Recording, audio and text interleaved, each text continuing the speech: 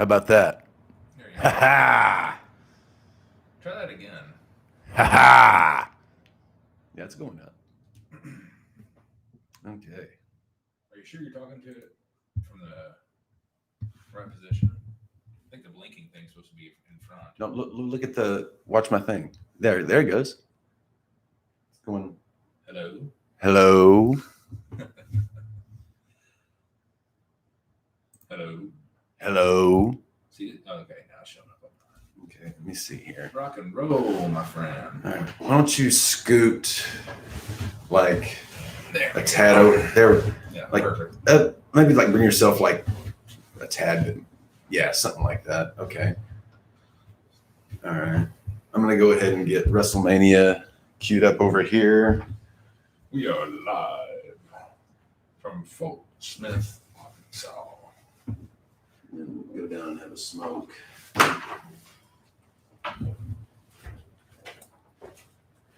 Y'all going to the pool? Yep. All right. Fun. Yeah. Hope we don't drown. Before we left here, it was like a monsoon. That's what she was saying. Yeah, It's crazy. yeah. Well, it feels a lot better outside now. Cooled it off a bit. Yeah. God, it's Arkansas humidity. I'm so not used to it. Yeah. Right. It's a different type of humidity.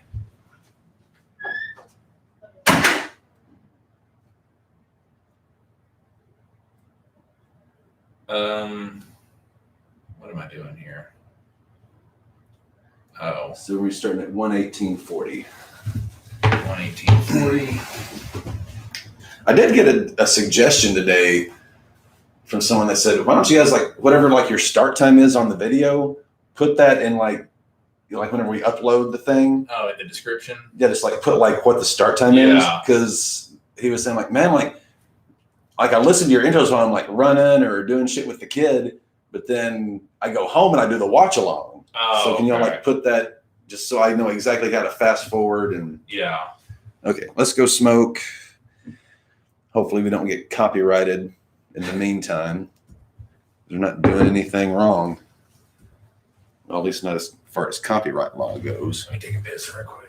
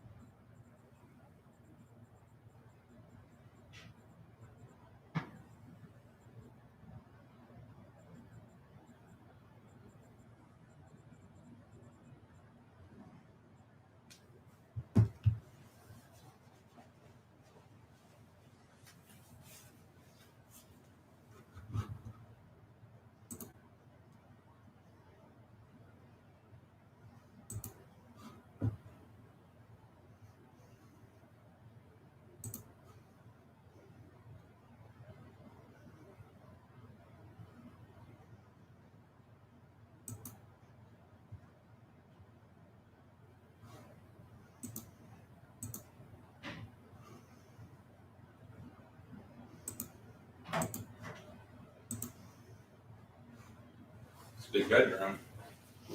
Mm-hmm. It's sweet, man. It's because it's sweet, man. I'm foreign to that, man. When I travel, I don't fuck around. I stayed in the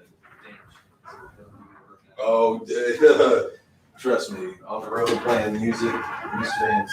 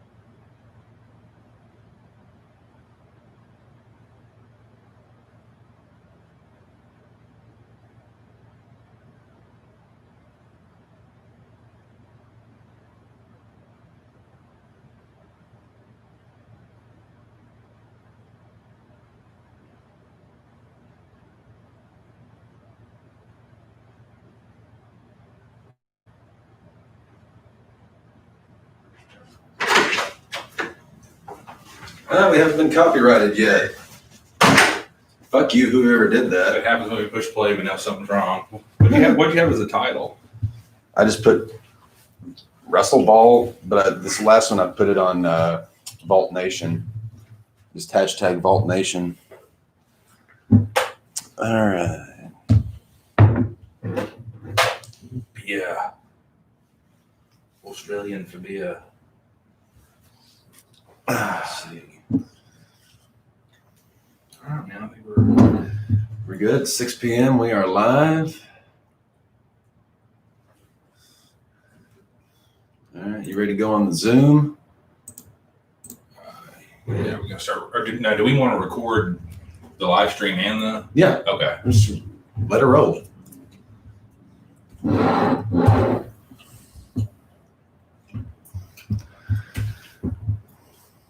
Let's see if you get. Oh, one second. You gotta do the thing here.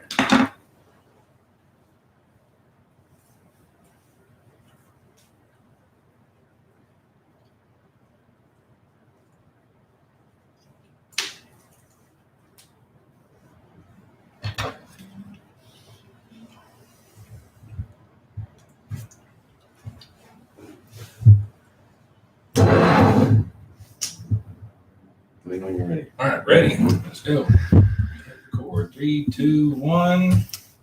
Ladies and gentlemen, boys and girls, children of all ages, hemophiliacs, homophobics, hypochondriacs, and whatever other H's that we're going to start with.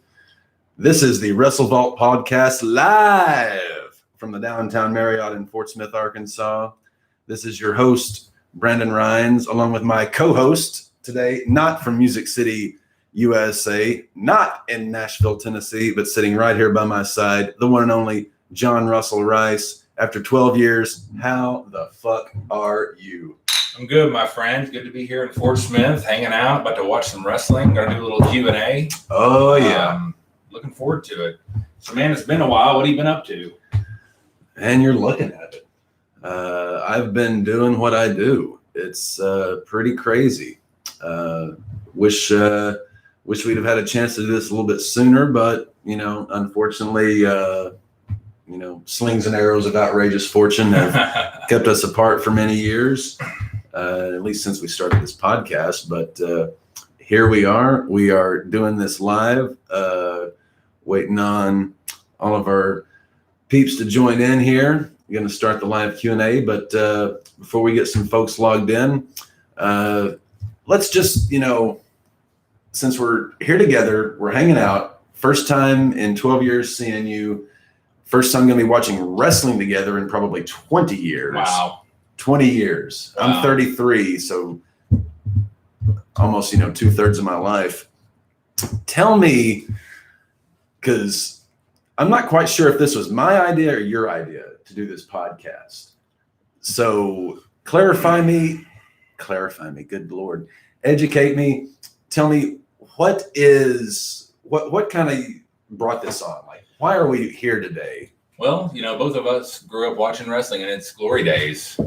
The Attitude Era, Stone Cold, and you've said it before on previous podcasts. We got into it much earlier than that, and we started becoming students of wrestling, watching all the old shit, man. And so I took a break in like 2002. I stopped watching wrestling, got into other things, football and hockey and baseball. You had other irons in the fire. Right. And yeah, man, I started listening to these Conrad Thompson podcasts, and they got me back into it. Yeah, I started listening to Conrad a few years ago. Not that it got me so much back into it, but, whenever you decided to reconnect with me for whatever reason, and we, started, like we said, within the first two sentences, the first, discussion went to pro wrestling. It just seemed natural that we tried to do this. It went right to it. And, we started putting the list together for, the top, 40 matches of the last 40 years. And for when, we were buying microphones and downloading software and paying graphic artists and hookers and everything else. You know, we were just shelling out money. It's like, okay, we're into this thing now, so we gotta roll with it.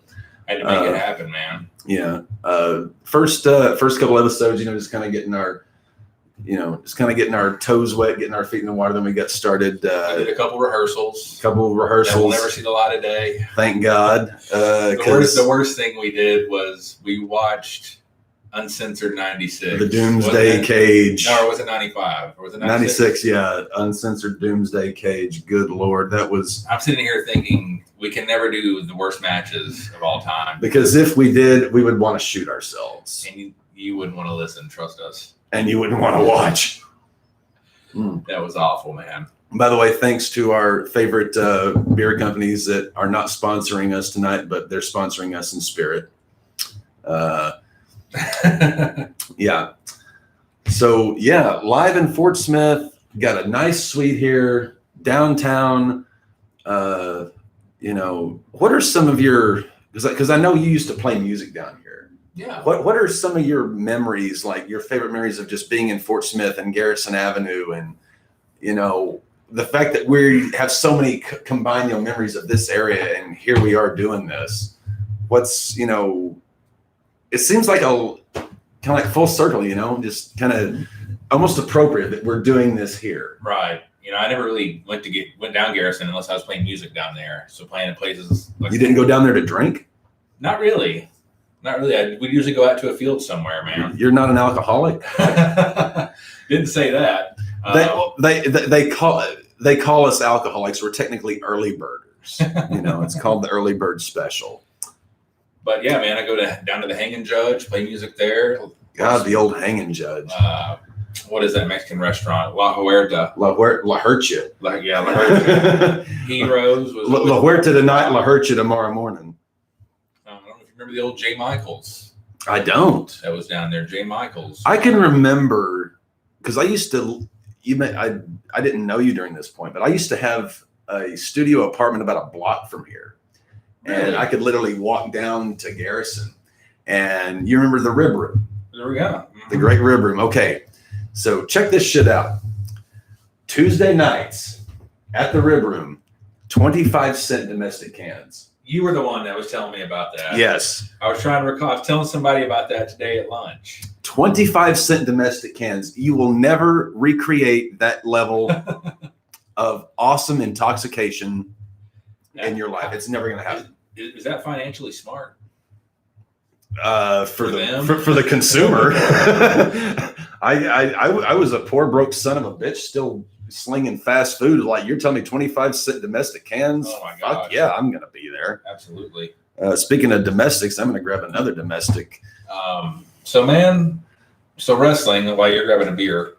So the Conrad podcast, I started listening to those. You know, I would listen to an episode about Royal Rumble 94. Well, that's kind of the first pay-per-view I ever saw. So I wanted to go back Really? and watch that. So I would get WWE Network. First one you ever saw? First one you ever ordered? The first, this is a long. I don't know why I'm getting into this, but Go with it, man. We got 2 hours. My grandmother, her sister, worked at a nursing home, and when this old fella passed away, he had a box full of wrestling VHS tapes. I think I remember. Yeah, I think I remember you telling me this story. Yeah. Go vaguely, but yeah, go It ahead. was like 75 to 100 VHS tapes that he had recorded.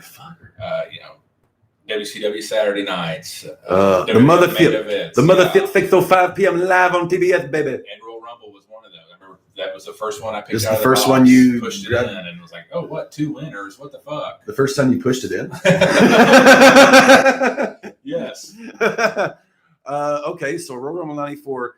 First pay-per-view I ever saw was, now are we counting ones that I watched like scrambled on the old cable system, or ones that I actually saw like? You actually saw. That would be Super Brawl 6. Yeah. That was the first one that I actually saw. That was the double cage main event. And the Ric Flair Randy Savage match is actually on our list. Coming up fairly soon, if I'm not mistaken, and I rarely am. Episode. Yeah. By the way, folks, we are going to be covering a match today. Right now, this first hour, we're just sitting here bullshitting. We haven't seen each other in 12 years. We're sitting here. We're catching up. We're talking wrestling. We're having fun. You know, it's so goddamn good to see you again, man. You too, man. It's been a long time. We pulled into the parking lot here. I said, And there I was. That's Brandon. What's left of him? Yeah. He's transformed, man. He got on Jenny Craig and lost a bunch of weight. I didn't get on Jenny Craig. I got on scorched earth. I literally, for those of you that know or don't know, the day I turned 18 years old, I hopped on the scales. I weighed 320 pounds. And over the course of the next decade or so, I, slowly lost the weight. I got down to 175 at one point. Now I'm at about 200 because I love fried chicken too much. But yeah, it's, I've lost weight and it You've feels lost good. weight. I've gained weight. Hey, I still have all my hair, and you don't have. What's going on here? You've got this Randy Savage thing going here. I almost feel like that night when the NWO took the black can of spray paint. I wish I would have brought that or like a Sharpie, and I could have just filled in that spot there for you.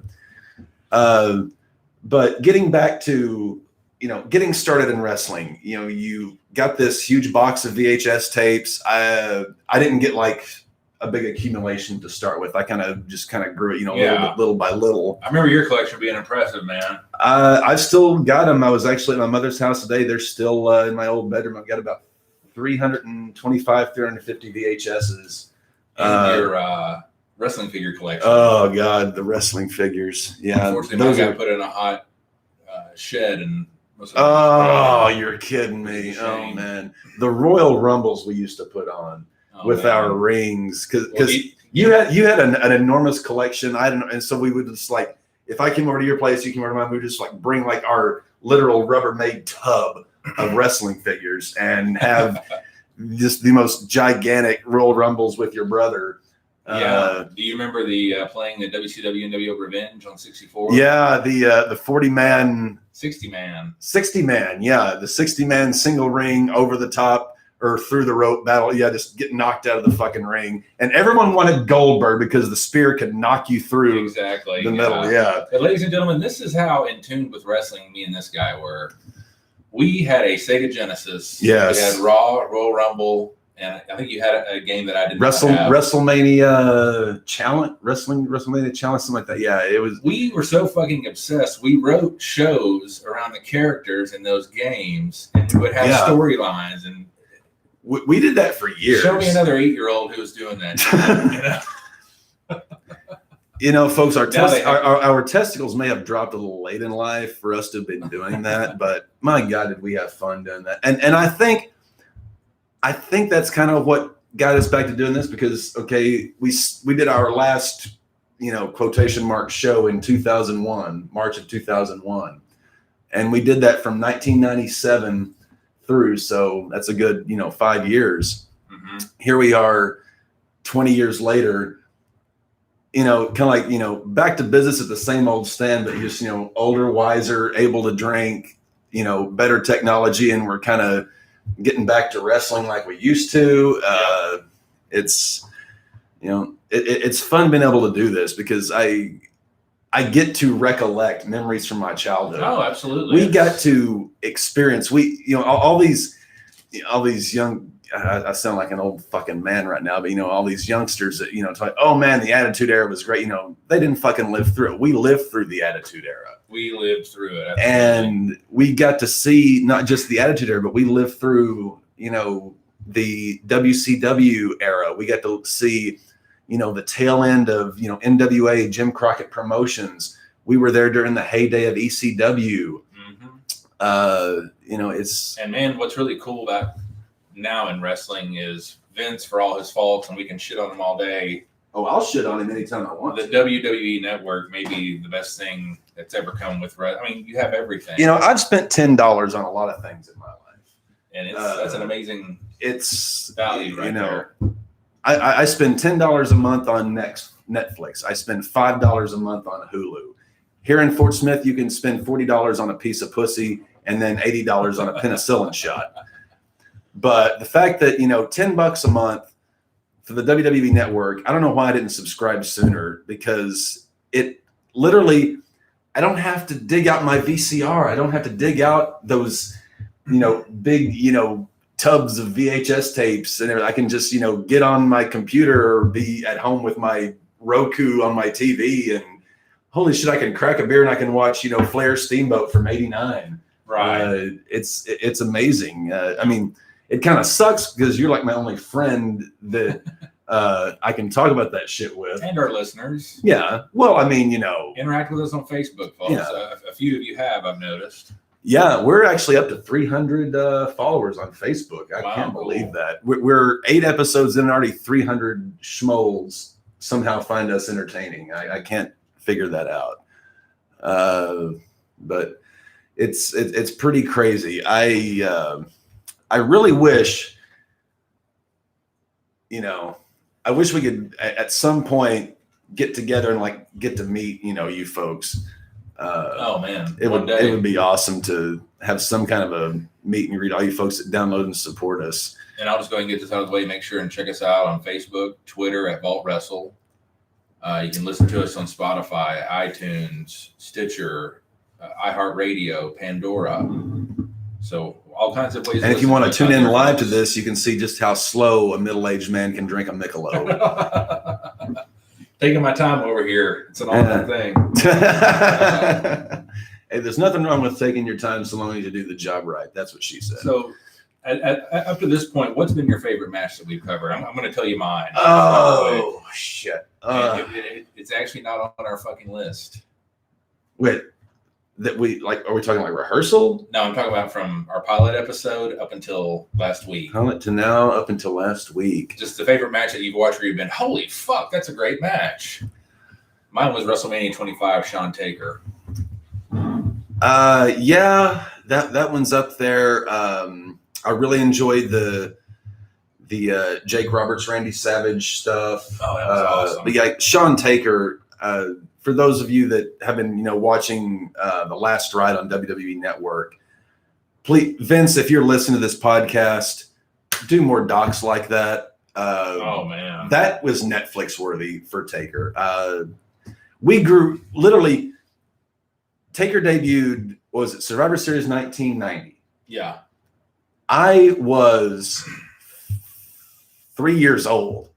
I was So as well. literally we got to live through the entire career of Undertaker. Mhm. How many times in your life have you been sitting on your ass, on your couch, on a chair, laying in bed, and been watching a match with Undertaker and just being like, my God, that was awesome. I mean, the greatest gimmick of all time. Yeah, and as Jim Cornette said, if there was ever one guy to be the something, it was Mark Calloway. Yeah, his athleticism, just now we're just now seeing the real Mark Calloway. And I love it. I really think do. about that. He's been in the business since 1990, being the Undertaker, and he's never let his true self come out until this Last Ride documentary to the fans. Yeah, Now backstage, it's a different story. it's been so awesome because you knew. And he seems like a cool motherfucker. Yeah, you knew about, let's say you remember. The American Badass. Well, no, I'm going to go back even farther on you. The Fire. Oh, with Paul Bearer and Kane. Yeah, Yeah, The Fire, summer of 1997. of course I remember that. And Taker did that half-ass shoot interview back in remember it was on Raw. He was in the locker A long room. time ago, man. He was in a t-shirt and his wrestling pants, and he was hammering the lockers, and he was doing that shoot, kind of saying, "Yeah, Paul was right." That was the first little glimpse that we got to see of Undertaker's humanity. And even then, going back, it was underneath this character, there is a cool, awesome, just a fucking great guy from the state of Texas, loves his Jack Daniels, loves his beer, loves his Longhorns. You knew there was a great human being underneath, but we're just now finally starting to see that. And I love it. The podcast he did with the Red Sox homer. Bill Simmons. Bill Simmons, yeah. That podcast that he did. I haven't listened to that. Oh, it's great. It's about 2 hours long. They don't get into a great amount of detail, but He also did a great, which we shared it on our Facebook page, that interview with ESPN. yeah, Check it out. it's nice to see Taker, acknowledging retirement, and Well, I'll go back to the W. he's essentially Vince McMahon's fire extinguisher. In case Right. of fire, break glass. But Somebody knocked on the door. My bad. no, it's not room service. I didn't order any strippers, so Oh man. I don't shit. Well, Well, we I might mean, have some. well, you brought Catherine with you, so I thought if I brought ordered strippers, she might, cut my nuts off or something. But the WWE Network, I'm watching 1996 all the way through. I just got into 97. No, I have no life. I do nothing but watch wrestling when I get off work. He's not jaw jacking you, folks. This guy has no life. But, Trust me. That's why I'm able to maintain my good looks and sense of humor, because I actually have a life. This guy doesn't have one. The feud Undertaker had with Mankind, with the Boiler Room Brawl. Well, they actually, you actually remember Mankind's debut, April 1st, 1996. Taker was main eventing that night against Justin Hawk Bradshaw, later John Bradshaw Layfield, and Mankind attacked Taker that night. He did like the elbow drop, onto the Cactus Jack thing, Right. And that was April 1st, 1996 when he attacked Taker. And they didn't have their first match, like their official thing, until, maybe a little bit later, but there was that Boiler Room Brawl. And after that, they had the first Buried Alive match. I think it was October of that year. And then Survivor Series, it was Taker versus, wasn't the Assassin? It was who was The Executioner? the Executioner. It was with Terry Gordy. Terry Gordy, with Paul Bearer hanging in the cage above Yes. Madison Square Garden. Yeah. And Paul Bearer, Percy Pringle, Love that guy. Bill man. Moody, rest in peace, my friend. What an asset to business, Well, and even he said in a shoot interview once, which is worth going to watch. yeah, he and Jim Cornette, they do like a 3.5 hour shoot interview. It's on YouTube. Fantastic. Just look up Corny and P Bizzle, and you'll find it. They did like this, 3 hour shoot interview, and they tell stories from the Dallas days. They tell stories from the Florida days, but they, get to all the shit that, he and Taker got into. I loved the story about the urn. Remember 1994 SummerSlam, Taker versus Taker. Yeah. Paul comes out and he's got that huge ass urn that has the airplane light in it. And, he's like shining it all over the United Center. And, it became a rib, because they're saying, we want you to bring that to all the shows. And he just would sit there polishing it with Brasso, just, not taking the rib at all. I think Leslie Nielsen was in that. Yeah, That one of my, SummerSlam. I'm for anybody that knows me, I'm a huge Zucker Brothers mark. I love every Airplane, the Naked Gun movies, Hot Shots Part 2. Essentially anything that those guys did was absolutely phenomenal. The Zucker Brothers. And I'm not sure if you agree with me on this, but they just like whatever that, main line is to the funny bone. That's what the Zucker Brothers have for me. Their brand of comedy just works because they follow that sort of that rule of threes, where they will be telling a joke or doing some sort of a skit. And it's like, okay, first, statement or first situation. Okay. Plausible. Second situation, okay, plausible. Third, something completely out of the blue that you're just like, what the fuck? Oh my God. And it's, following the rule of three is great in comedy. I don't even know if they've done anything recently. I wish they would do more stuff. I don't know. Does the beer just taste better during summertime, or is it me? Does beer just taste better when it's hot? Oh, absolutely it does. I don't know why that is. But Yeah. I'll drink it when it's cold too, man. I'll drink it when it's minus 20 degrees outside. Well, we're non-discriminatory beer practitioners at What's the your Wrestle drink of Ball choice? Podcast. Miller Lite? Yeah, I usually Beer go wise? with Miller Lite. I mean, I'll try just about anything other than IPAs. You know, you hoppy sons of bitches out there. I lived in the Pacific Northwest for a little while, and I thought you did. I got enough IPA-age out there to do me for a lifetime. Right. I never want another IPA again. That'll be a talking point for you and Catherine. She's from Seattle. That's true. As a friend of mine once said, you know, I prefer to drink my beer, not chew it. You know, beer should be refreshing, should be, you know, helping you, you know, get yourself, you know, revived on a hot day, or to just, you know, hops are a natural muscle relaxant. So when someone tells you, hey, I'm going to go have a beer and relax, well, that's technically medically true, because hops are a natural muscle relaxant. Beer is to relax you.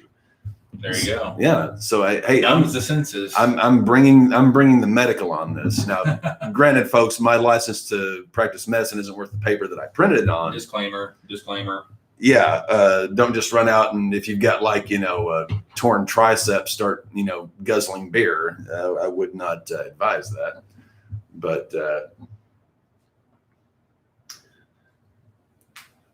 yeah, it's just, you know, one of those things. You don't want to drink beer in association with an injury to your muscles. It's not gonna help you past a certain point. It'll help to numb the pain, but when you start adding in the medication that your doctor prescribed, hopefully not me, you know, it could lead to some trouble. But anyway, we've got some business at hand today. We do, man. We are going to be covering a match that I fought like a son of a motherfucking bitch for.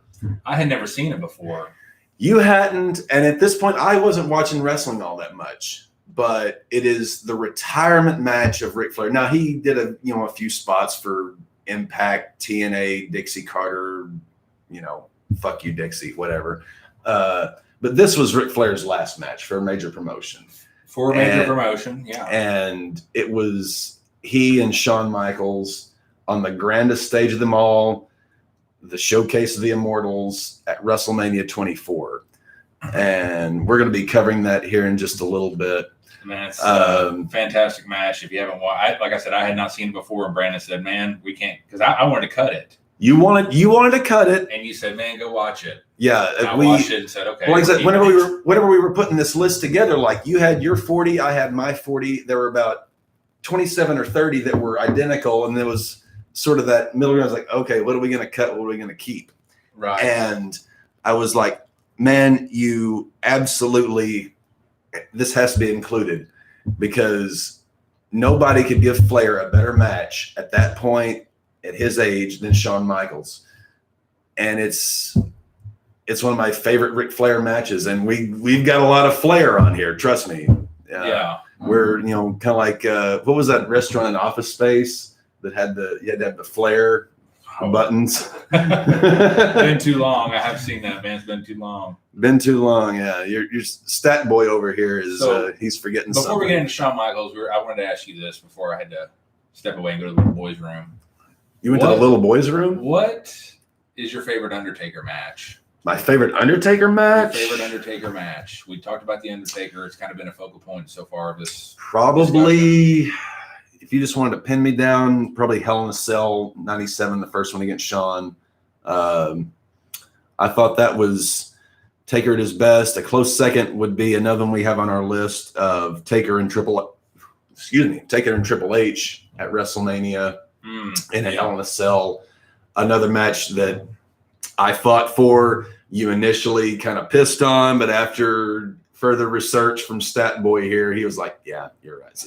You see, once in a while, I can stump this son of a bitch, or I can actually every now and again, I can actually sway you and convince you. It's like I get that you're the more prepared, the smarter guy. You know, you've got you got this a little bit more. But you know, as a gym teacher I knew once said, you know, every once in a while a blind squirrel finds an acorn. And so yours I was that blind squirrel. Yours is Undertaker Shawn. I'm gonna have to go with Undertaker, Mankind, or Mick Foley, or what have you, King of the Ring. The infamous, June 1998. Yeah, I actually remember. I don't know if you remember this or not. So I remember that night because back we talked about the old scrambled cable system where you could kind of see shit, but you couldn't, you know. And I remember I was in my bedroom that night doing something. And again, I'm like 10, 11 years old here. And this motherfucker calls me. He's like, dude, are you watching King of the Ring? I'm like, no, why the fuck would I? Because I was a WCW guy. Called him on the landline. On a landline, yes. Let's get that clear. This was 1998, folks. I was like, no, I'm a WCW guy, you know. He's like, dude, turn it on. So I go to whatever it was, channel 13, channel 14 on our local TCA cable system at the time. 14, I think. Yeah, something like that. And he and I are, you know, I've literally got the cordless kind of hugged to my shoulder, and I'm sitting there and I'm watching, and we actually watched that match together as it unfolded. And I think you actually called me after the first bump, the one he took off the cage into the table. Okay, yeah. You called me right after, like literally right after that, because I remember when I turned to it, Taker was standing on top of the cell and looking down, and we kind of kept watching. And then the second bump came where he went through the cage in a manner that he wasn't supposed to go. It looked like a fucking car crash. So many of his matches are hard to go back and watch, man. You literally You cringe because, as Jim Ross said, the human body is not meant to endure certain things. Now, the cell was, 16, 20 feet tall. And even Mick himself said the second bump was worse than the first. Because the first one, he knew it was coming. He had kind of not rehearsed it, but he kind of knew like how he was going to glide himself and hit the table. He separated his shoulder on that one, but that was it. He said the second bump was the hardest because that cage was not supposed to break like that. It was supposed to break after it was supposed to be like 3 choke slams, and on the third one he would fall through. Oh, okay. But the supports fell through after the first choke slam. And the guys back in WWF, whatever at the time, used to talk about how hard that ring was. Yeah. Versus, other promotions. Mm-hmm. They said that ring was like a fucking rock.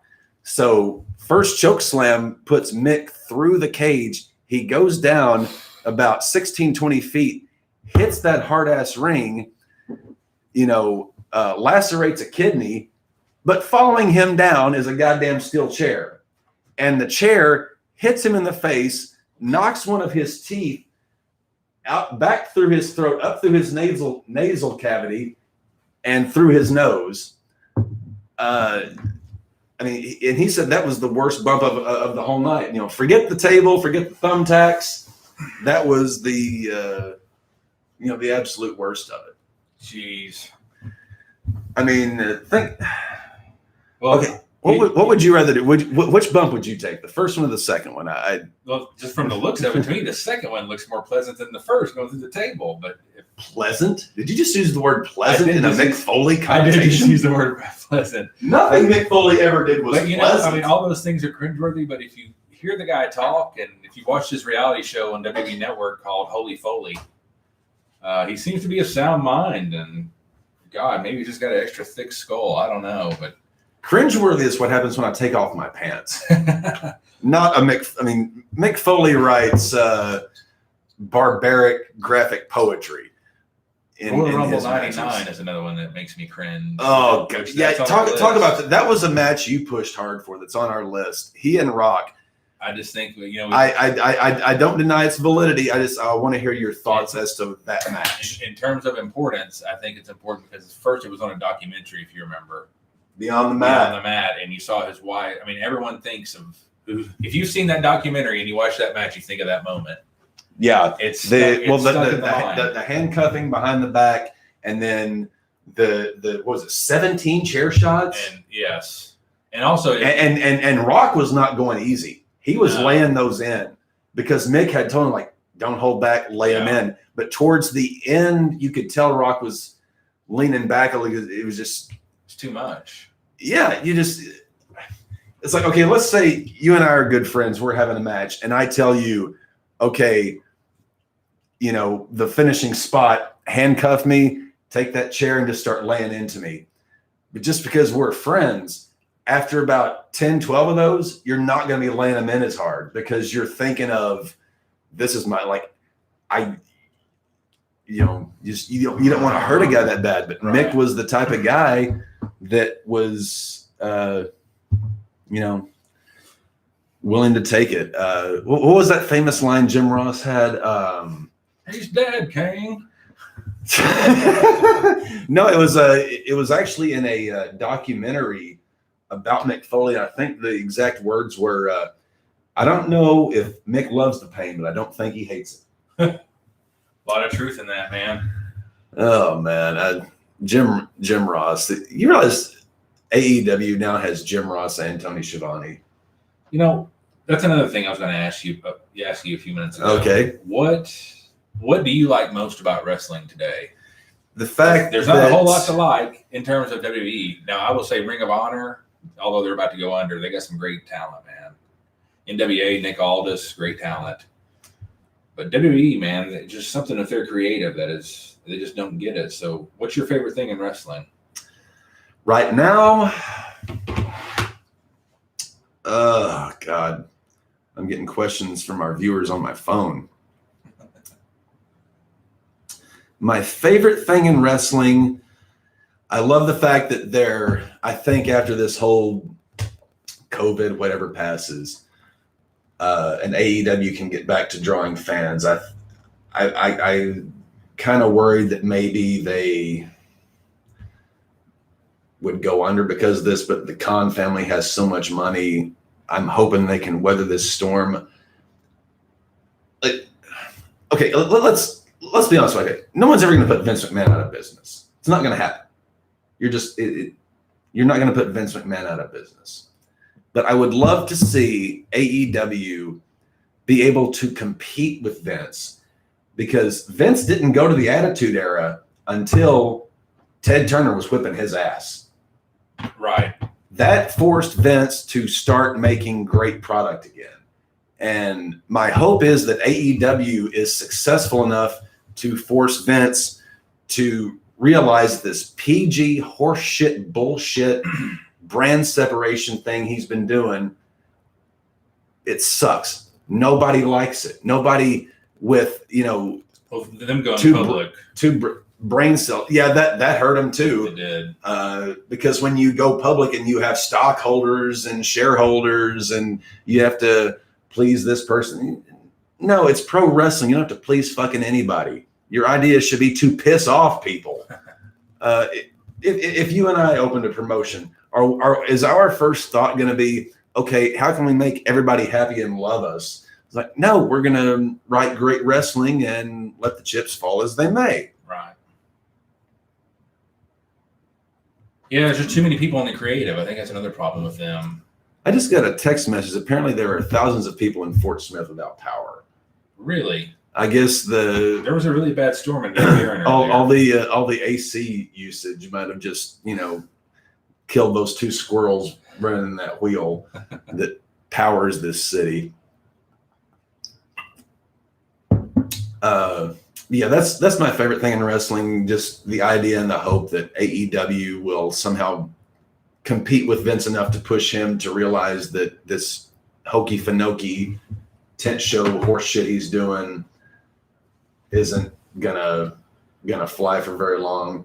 The number one thing on his mind is investors, and I think an example of that is when he hired Eric Bischoff to run SmackDown, and then I think within like a month and a half, he fired Eric And fired Paul Heyman. And the whole reason he did that was because the ratings were down when Eric Bischoff was there, and he's trying to prove to investors, "Hey, I'm serious about this SmackDown being on Fox." So his number one is not SmackDown is always going to be the number 2 show. They're pushing hard for it to be number 1. Ain't going to happen. Monday nights belong to pro wrestling. Raw sucks right now. Well, it sucked for about 15 years. I mean, Yeah. it amazes me how a product could suck so bad for so long, yet still make money. I guess that's just proof that, you can be really shitty and somehow I I can't understand it. And I'm not trying to shit on the guys that are working their ass off. You forced me to watch that NXT event a few weeks ago. And yeah, it was a complete piece of shit. The production was shitty, but the production was not shitty. Production was shitty. It was an empty arena. Fuck that shit. Oh, they can't help that. Then don't do it. If you can't do it right, don't do it. Well, then AEW shouldn't be doing it. They shouldn't. They shouldn't be trying to hold events without people in the arena. You have to make your product survive. Advertisers, I mean, you get money that way. But at the same time, I saw, a handful of guys on that NXT show that were working their ass off. And, I never intend to shit on the guys that are working. It's just, COVID is just. We don't agree on much, folks. No, we don't. I think that's what makes this such a dynamic combination is we don't agree on anything now. We didn't agree on anything 20 years ago. We actually kind of hate each other. We're sort of like Walter Matthau and Jack Lemmon and the Grumpy Old Men. We just kind of tolerate each other. Like if we were next door neighbors and you knocked on my door saying, "Hey, I'm Cole," I'd hand you a box of matches and say, "Set yourself on fire." That's kind of our dynamic and what makes it work. That we disagree so much, but we love wrestling. Okay, so Beer Here says, I heard something mentioned on the podcast about Hogan on a talk show not going well. What is that story? Wait. Read that again. I wasn't expecting that. I heard something mentioned on a podcast about Hogan on a talk show not going well. The Arsenio Hall, yeah. You brought that up during the steroid scandal. I've never seen that episode of Arsenio Hall, and I've never seen hardly any episodes of Arsenio Hall minus Bill Clinton playing saxophone. So I think that's a question for you. So basically what happened was this is during the whole steroid scandal, like you said. Hulk Hogan goes on the Arsenio Hall show, and Arsenio says, "Do you take steroids?" And anyone who looks at Hulk Hogan in 1990, 1991, whatever it is, the man's on steroids. And he says no. Well, it ends up, he went on to testify and didn't go so well. Well, you look at Hulk Hogan. It was a complete disaster, PR-wise. You look at Hogan and the WWF. You look at Terry Bollea at WrestleMania 6, 1990 against the Warrior. He's at about 305 pounds. He is blowed up. I mean, he is fucking huge. Look at him at Tuesday in Texas. A year and a half? Yeah. Or WrestleMania 9. He ain't blowed up. Right. He literally went from being about 305 to 275 once he got off the juice. I mean, they were really scared that the company that Vince could have went to jail. Yeah. So much so. That he was under federal indictment. So much so that he signed the company over to Linda, and also Jerry Jarrett was there. Oh my God. To run creative. Yeah. Did you ever? Kobe, I am drinking Michelob Ultra. That's what I drink past 6 p.m. Did you ever hear Bruce Pritchard's impersonation of Jerry? Oh, Jarrett? of course. Yeah. Ted. Jerry gets a bad rap, man. Oh, I'm not shitting on Jerry. I love Bruce's impression of him. There was actually an episode of Guest Booker where Jerry Jarrett was on. And then during that shoot interview with Bill Moody, Paul Bearer, he mentioned, during the world class days, whenever Jarrett, took over the Dallas territory from Fritz, and he's like, yeah, Jerry would come in there, once every, a few weeks to take what money there was, which wasn't much, which is probably going to, Jeff's little apartment that he had there, but we won't go there.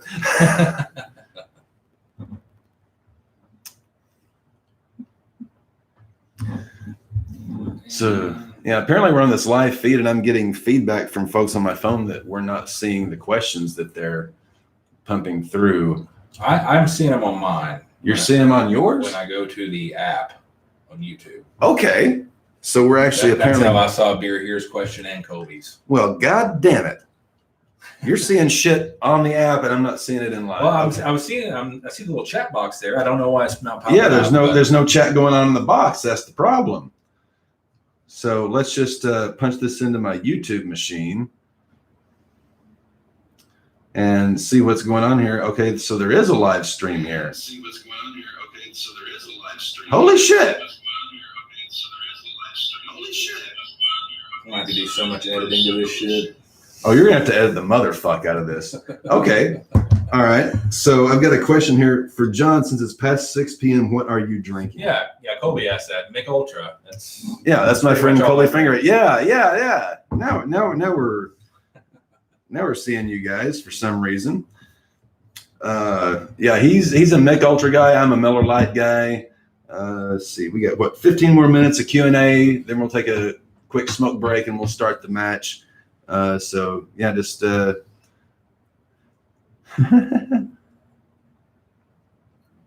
okay, awesome. Yeah.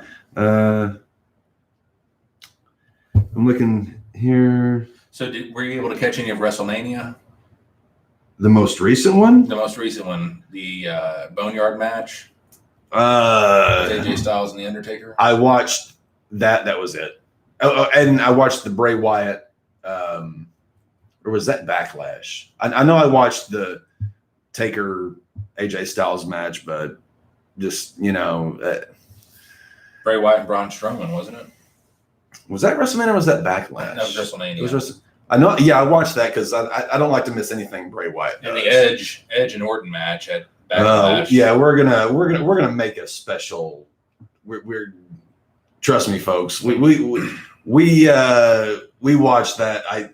I shit you not. The Sunday night that happened, I'm laying in bed and I'm just kind of fucking around on my laptop and I'm like, oh shit, that match is tonight. So kind of hopped on my network and yada yada, punched it in, and literally right when I logged in was when the bell rang. I shit you not. I no shit Talk whatsoever. about good timing. Yeah, literally right when I punched in was when the bell rang. And I was like, okay, maybe this is kind of fated, because I was thinking I was joining the show like a match or two ahead, but I was like, wow, they're starting this kind of early. Right. And they It was went 40 minutes. 45. Wow. They went 45 minutes and absolutely we're gonna Man, they tore down the house. well, what Even though little there- house there even though was. there was not much of a house to tear down. The performance center, yeah. And I realized WWE tried all they could to make that, be a little bit better with the piping in sound and the MSG mic and piping in Howard Finkel, and is like, this, you guys just should have saved this for, I don't know. Maybe we live in a world where COVID's never going to pass and we're never going to get to watch wrestling live again. Who knows? If that's the legacy of the Trump administration, where he basically was the president who killed off pro wrestling. He killed off the USFL, right? Have you seen that 30 for 30? Who killed the USFL? Long time ago. Yeah, good one. Check it out. Okay, I just got a question here from Beer here. John, Popeye's chicken sandwich or a filet mignon medium rare? You better answer this one right. Not much of a filet mignon guy, man. Oh, you stupid. You Nashville hick motherfucker. New York strips, my cut of choice. It's mine too, but a goddamn filet mignon over a Popeye's chicken. Popeye's chicken sandwich. You're literally taking a fast food chicken sandwich over the most perfect cut, the leanest, just most awesome. You And Tennessee. medium rare. Why would you not eat that medium well, man? Come on. What are you, medium? Filet mignon should never be taken above medium rare, let alone rare. What kind of a sick son of a bitch are you? How do you? Okay, when we go out to dinner later on and you order your food, let's say we go somewhere we're getting steak. How are you ordering your meat? Well done. No, honestly, I'm trying to get under your skin. Medium rare. Thank God. Medium rare is preferred. Medium is acceptable. But past that, go fuck yourself. The Popeyes chicken sandwich is incredible, but I would have to go with the filet mignon. Thank God the man has some temerity of testicular fortitude. I'm running words. I've been drinking since 2:00, folks. But we all do agree the Popeyes chicken sandwich is better than Chick-fil-A. Right? I realize I'm in the minority on that. I'll accept that. I'm in the minority. You know, I'm not going to bust people's balls for liking what they like. You know, I found it wildly mediocre. Our guest. Oh, looks like we have Miss Catherine joining us. And hello. Hello, ladies. They're like, shut up. Well, they actually didn't even make it on camera. That's kind of sad. We just had two girls come in our front door from the pool in their bikinis, and somehow our camera didn't catch it. Who knows, through the magic of editing. So that answers the filet mignon question. So I'm catching a little bit of a lag between our live stream and my phone. This is weird. We have got 3 laptops, 2 microphones, 2 smartphones, a smart TV. We are fucking wired tonight. We're legit. And I haven't even popped my 5-hour energy yet, which is still in my bag. This guy's man. pumped and ready. Oh, I'm going to be. He's in show shape. Oh, I'm in show shape. I'm down to about 200 pounds. You know, I'm feeling good, looking good. You don't look so great, but you know, hey, we're.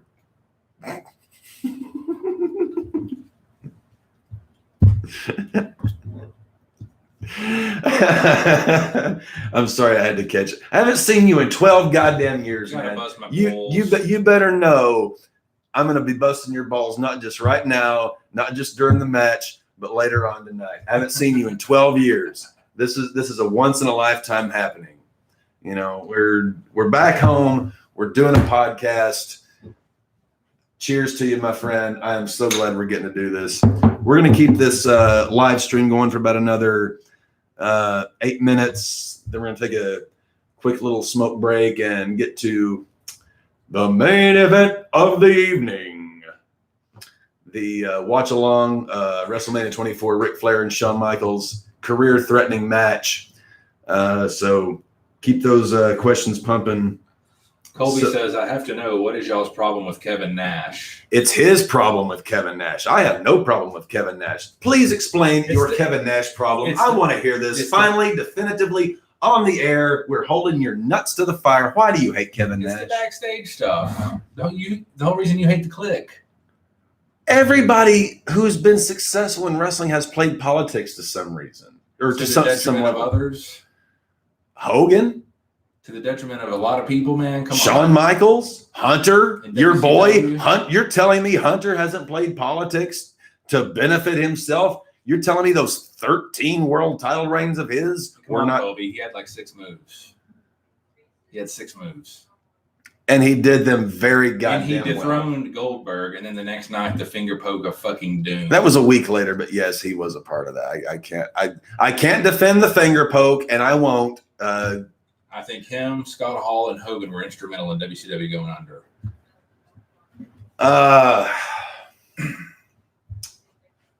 I would say they might have had a finger in it. I think it was more to do with Turner Broadcasting being bought out by AOL and basically Ted Turner being shoved.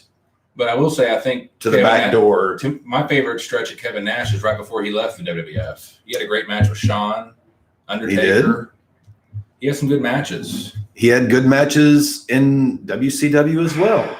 I think you're confusing the perception with reality in terms of Kevin Nash. No. The perception of Kevin Nash is that he's a 6-move politician versus the fact that he's a 6-move, guy who could really work well. Okay, here's one.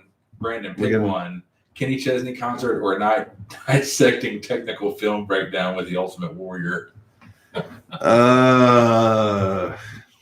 Kenny Chesney, man. Do either of you ladies have an ice pick there that I could stick into my balls?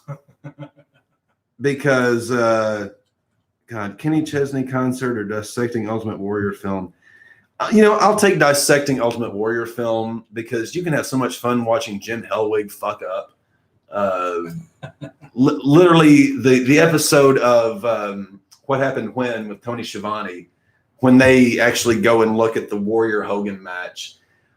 That's probably the clip of that series that I have gone back and listened to the most because it cracks me the fuck up.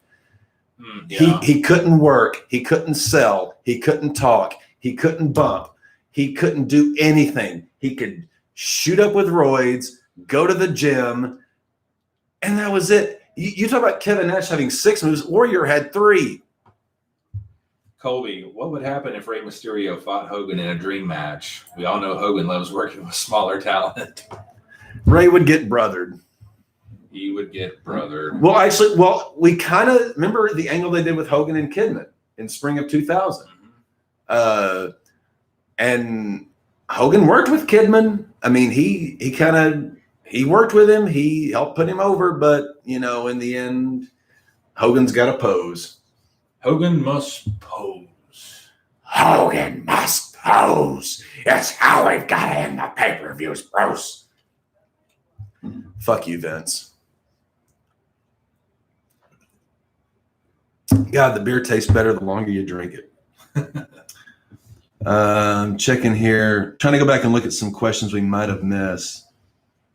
I think breaking into Quantico would be easier than finding the live stream, but we made it. Okay, there you go. I cracked the code, had to put the Mission Impossible thing on. Hard to find. Yeah, well, for those of you not in the know, YouTube brothered us 3 times in a row saying we were doing copyright infringement, which we weren't. There was nothing.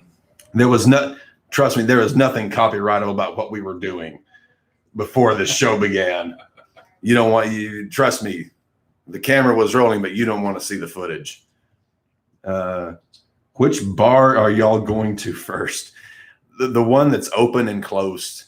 Do we have to wear a mask going in? My bandana is my mask. I'll flip it around and turn it into a mask. I'll look like goddamn Jesse James in a White Sox t-shirt trying to hold him. I felt so bad. I went into a bank today with a mask on. I went into a liquor store today with a mask on. Everything that I was told not to do from the time of being a child, don't wear a mask. They'll think you're trying to rob the place. No, walked in, got my beer. Everything was fine. Well, I'll wear the mask if they tell us to, man, but I'm not a fan of it. I'm not you know me, I'm not a fan of any kind of, rules or laws or government of any kind. I believe in everyone just arming. Boy, we're getting off on a tangent. Yeah, we better hold that one there. Don't get me off on COVID.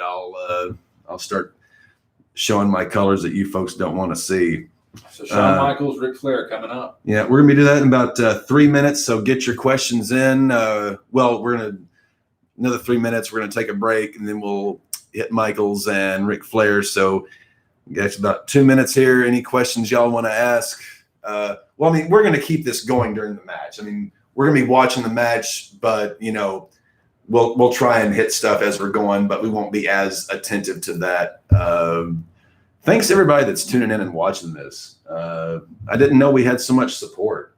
It's amazing. What our wet dreams and stiff blankets from a few months ago have ballooned into 8 episodes deep into a podcast, and it's me and my old buddy John Russell drinking beer and watching wrestling, and people are enjoying it. What the fuck? Colby asked, did HBK steal the elbow drop from Macho Man? I don't know, but it's the second best damn elbow drop in the business. Yeah. No, he didn't steal it because he did it totally differently. But I still say I agree with John on that. It's the second best ever. Because he had the what I call like the bicep whip. Yeah. Right. Mount Rushmore of wrestling. Flair, Hogan. I'm going to go Sting, Stone Cold Steve Austin.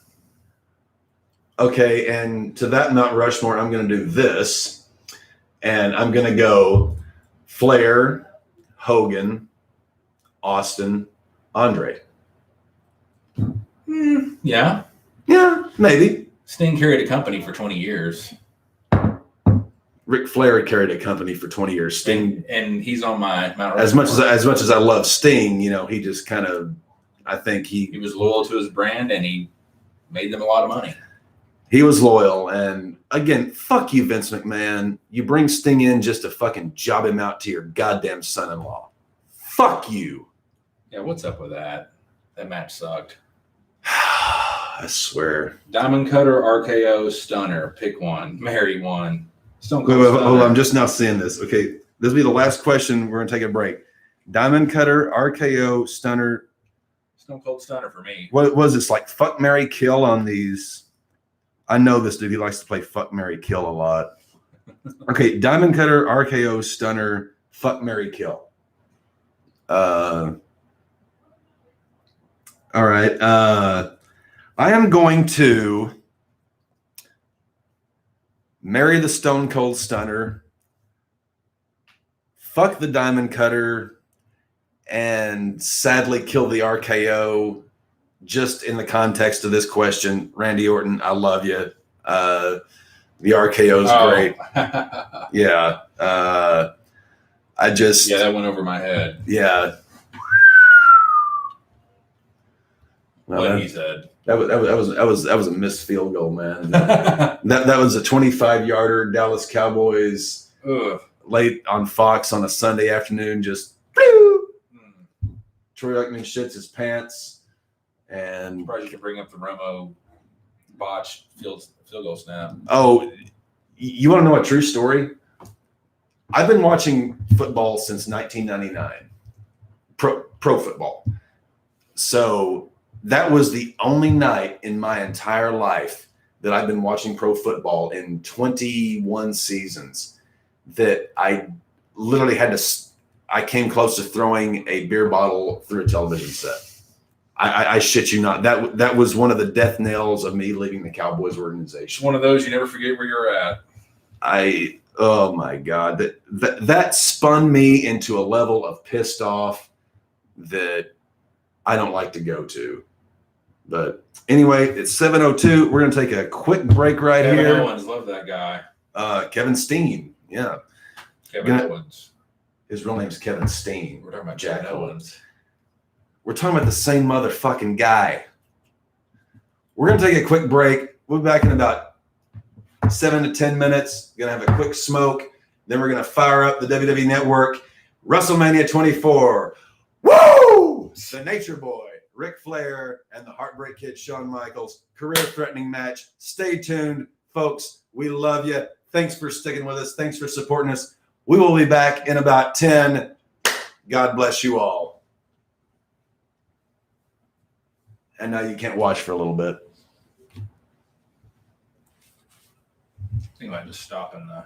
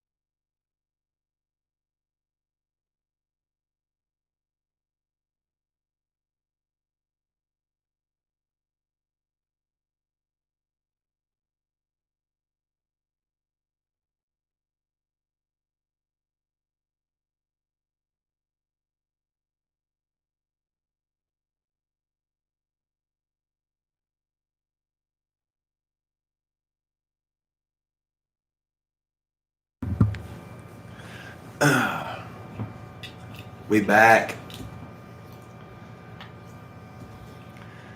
We did get an interesting question while we were taking that smoke break. I'm going to close this out here because you're going to send another. You said you're sending another Zoom just for editing purposes. Mm-hmm. Like a part 1, part 2. Dang. What? I didn't know. Catherine got so many freaking files. I need to go home there. Okay, so we got another fuck, marry, kill. Take it away. Good thing Catherine's not here. Sable, Kelly, China. I'm gonna let you start with that one. Obviously the fuck, right?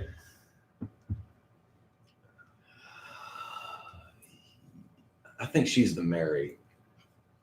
She's a wife material. I'm going Brock Lesnar on that one. As the man who's not single, I'm gonna go ahead. I'm gonna go Mary Sable, fuck China, kill Kelly.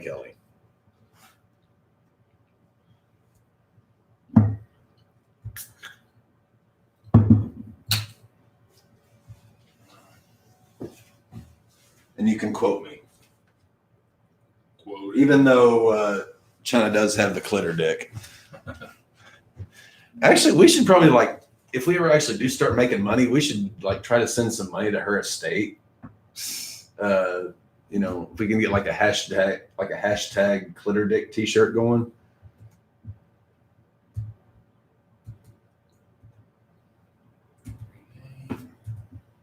What the hell? Look at that. Someone is actually watching us live in their living room. I'm sorry whoever's having to see that. God almighty. Fuckers are crazy.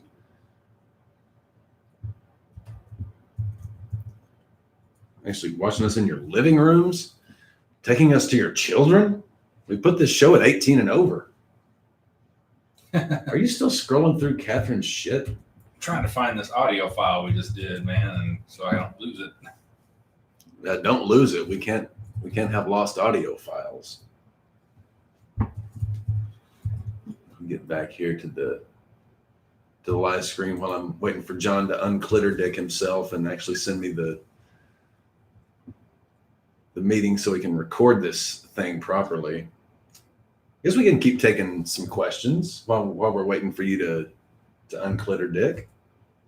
Go for it. Yeah, keep sending us those questions. Keep sending them throughout the match. We'll get to them if we can. But, during this match, it's Ric Flair, Shawn Michaels, so our eyes are going to be glued to this big screen TV here in this King Suite at the downtown Marriott. Because you got a couple of old wrestling fans here that just, want to watch some Nature Boy and HBK.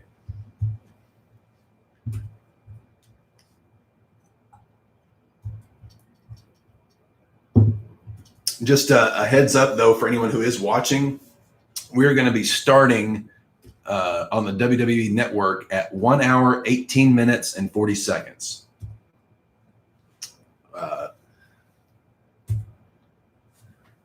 That's where we're going to be beginning our coverage, for lack of a far better phrase, of this event. 1 hour, 18 minutes, and 40 seconds into WrestleMania 24.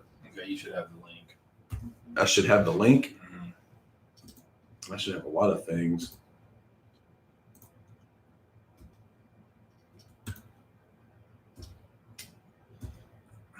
Good thing I know the routine here, because without my actual glasses, I can't see shit.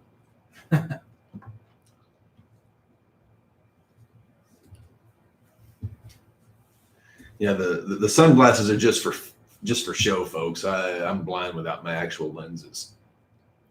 I can barely see my hand in front of my face, but it's all about getting in character. I'm kayfabing. He's kayfabing. For John Russell, the kayfabe basically has to roll out of bed. For me to kayfabe, I actually have to put on this attire. I don't wear sunglasses and a headband out wherever I go. Yeah, 1 hour. There, okay. We are in business. Yeah. 1 hour, 18 minutes, and 40 seconds. Hold on 1 second. 1 hour, 18 minutes, and 40 seconds. WrestleMania 24.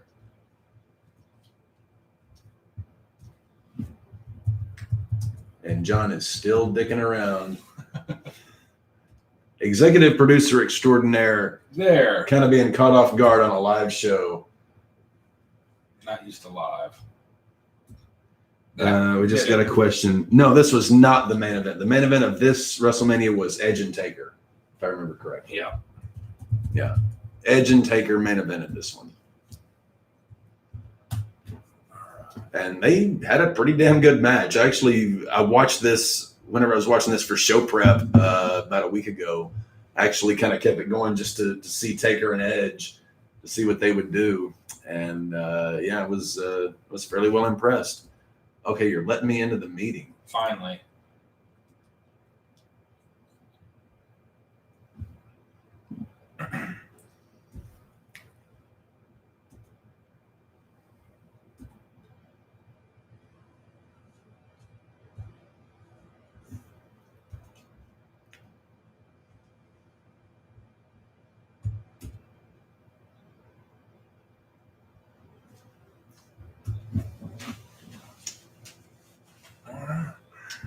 We're going? Are we going? You in? It's not showing me much. But 2 participants. Looks like, audio's showing up. All right. We good to go. All right. We're live. Ladies and gentlemen, we are live for part 2 of our YouTube live broadcast of episode number 8 of the Wrestle Vault podcast. We are about to watch the career-threatening match, Ric Flair versus Shawn Michaels. Episode number 9. Episode number 9. I guess number 8 was just us dicking around for an hour talking Right. wrestling. Yeah, I'll take that. That's fine. We're going to be starting at 1 hour, 18 minutes, and 40 seconds into WrestleMania 24. Going to give you guys about 30 seconds or so to get here, and then we are going to kick shit off. Just got another question. What is the greatest rivalry in wrestling history? Dang, there's been so many good ones. Oh, the one that we covered on our podcast, Randy Savage, Jake Roberts, that was a great one. I'm going to go Flair Steamboat. Flair Steamboat, Best rivalry, best matches. Stone Cold and The Rock. Stone Cold Rock's up there. I was going to say, I WrestleManias. almost said Stone Cold and Bret Hart. Yeah, That was Bret another Hart. damn good one. What are some good WCW ones that you can think of? Flair and Rhodes. Sting, Vader. That was a hell of a feud, man. But for me, my favorite all time is the Jake Roberts, Randy Savage. Just how real it got. Yeah, I mean, I can't deny you that. I think you're wrong, but I'm not going to deny it. All right. Well, folks, we are going to get this shindig kicked off here. I'm going to actually grab my microphone and take it with me so that you all can hear y'all doing the watch alongs. We are going to get started here on this match. John, are you ready for this? Ready, Freddie. Ready, Freddie? Freddie Mercury? Freddie Mercury. Freddie Mercury? Ready, Freddie Mercury? Fat bottom girls, you. That line was in Crazy Little Thing Called Love. Ready, Freddie. Crazy little thing called love. All right. Ladies and gentlemen, doing the watch along with us. Here is your countdown for our live coverage of this match. First time in 20 years, me and this awesome gentleman watching wrestling together. Woo! I'm going to give you a nut, sir, on that. Ladies and gentlemen, in 5, 4, 3, 2, 1, play. Oh, here we go. We are in Orlando, Florida at the Citrus Bowl. John has his Google machine pulled up. If you hear any rattling, it's the beer bottle lids. This guy's got a collection going over here. You damn right I got a collection going. Oh, I got to put on my glasses for So this this one. is March 30th, 2008, WrestleMania 24, Orlando, Florida. 74,635 in attendance. That's a great Flair robe there, the white robe. What was your I like that's my second favorite. My number one is the purple. Yeah, purple for sure. Got to go purple. The purple people eater. 1,058,000 people Tuned into this. bought this pay-per-view. That's $23.8 million in just pay-per-view. That's revenue. more people than are watching us right now. And this was a great lead up. They did a great job, not just with this promo package, but with leading up to Flair and Michaels. Because who else could Flair wrestle at this point in the business other than Taker that could give him this proper send off? Absolutely, yeah. Well, And as Jim Ross says during this, if something like along the lines of if Ric Flair's not the best, who other than Shawn Michaels could be? at this point in time, this WrestleMania was the highest grossing pay-per-view of all time. Shawn had a great stretch of matches in these three WrestleManias, 24, 25, Yeah. and 26. Crack a beer, you son of a bitch. God damn it, crack a beer. Stone Cold's here. 24, he had this match, 25 against Taker. And then 26 against Taker was His his retirement. retirement. Yeah. 2 years later, he'd get retired. What a stretch of great matches that Mr. WrestleMania had. Maybe that's why they call him Mr. WrestleMania. His Six- record may not have been great, but 6 and 11 all time, I think, at WrestleMania. But he was the showstopper. So, folks, I'm breaking character. I got to put on my glasses so I can watch this awesome match. Yeah, we haven't watched a wrestling match together in 20 years. I cannot believe that this is. And here we are. We got a fucking suite, and we're watching this shit. Just got a couple of good questions. Vote for rivalry Vince versus Stone Cold. Okay, I could buy that.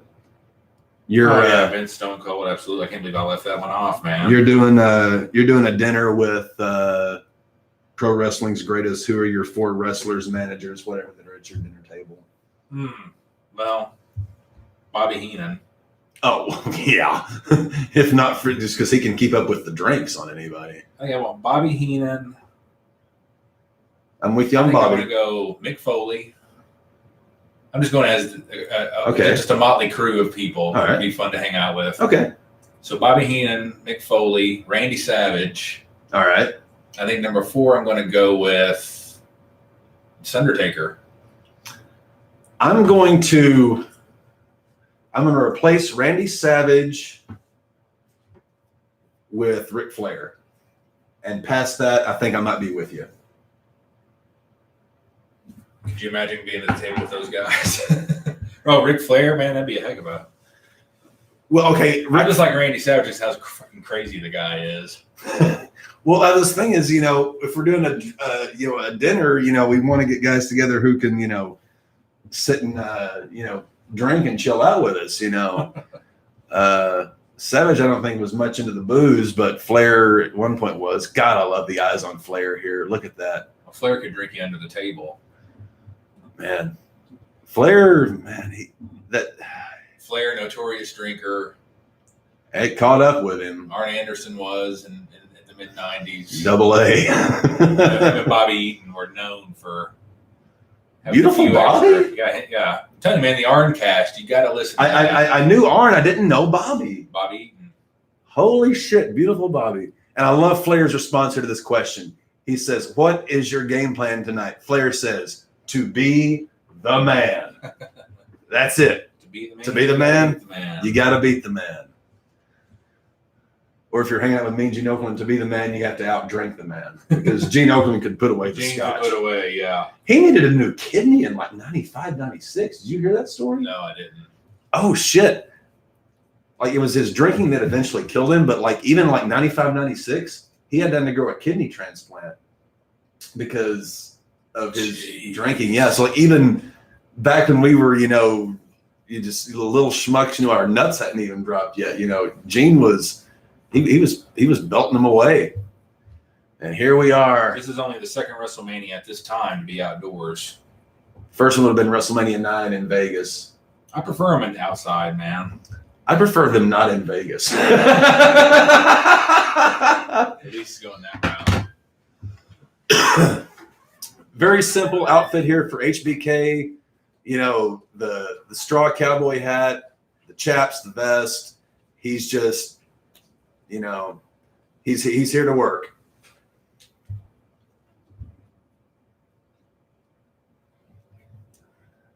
Always love a long entrance ramp. Gives the guys time to sort of shine and, you know, do their thing. Like I wish, you know, NXT is like trying to bring back a bunch of, you know, cool shit from NWA that worked. I wish they would bring back, you know, the ramp, the elevated AEW walkway. has that. Yeah, and I love it, which means Vince probably won't do it because he doesn't, you know, see it as any other wrestling promotion as being on his level. Fuck you, Vince. I'm probably going to say that a lot during this podcast. Fuck you, Vince. And I just mean McMahon. I mean Russo too. Fuck both of you. Fuck both the Vinces. I'm just not a fan of the huge, long, drawn-out entrances. It's WrestleMania. It's the showcase of the Immortals. Get to the This damn is when you match. do it. No. You do that on Monday Night Look how Raw. long that This ramp is Look how WrestleMania. long that ramp is. It's too damn long. There are a lot of other things in entertainment that are very long, and WrestleMania has the longest walkway. At least they're not using the cart. Yeah, fuck the cart, but I'm all for a good long walkway at an event like this. I'm all for it. The entrances are part of it. And you asked me in the last episode, I think, best choppers in the business. This match, Shawn Michaels makes a claim to being the second best chopper next to Flair because he lays some fucking chops in. HBK knows what he's got to do. He knows what's ahead of him. He's about to retire Ric Flair. He called this match a love letter to Ric Flair. Your screen just went black. No, I didn't. Well, I'm looking at your computer and it's black. Oh, I'm talking about my show notes. John Russell done went black. What'd you do? I think you lost I power. think I did. Oh my God. Did you clitter dick this? You got clitter dick. You clitter dicked in the middle of, you didn't plug your, God damn it. You, I thought Catherine plugged it in. no, she didn't. What happened to you is what almost happened to me last week. Lots of shit. Oh my God. Oh, we can't pause. We're live.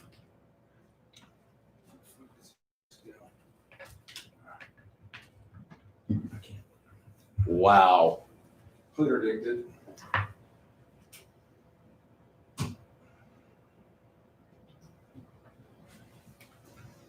thought you meant my cell phone. I was like, no, it's fine. No. You let your battery go. It went wah wah wah. Ric Flair. Great robe for this show.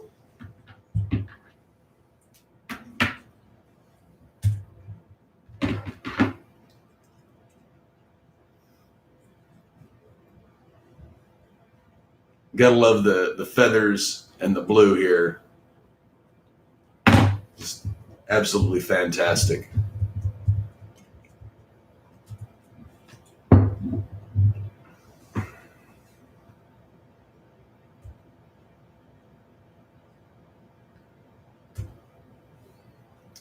Flair making his last legit walk.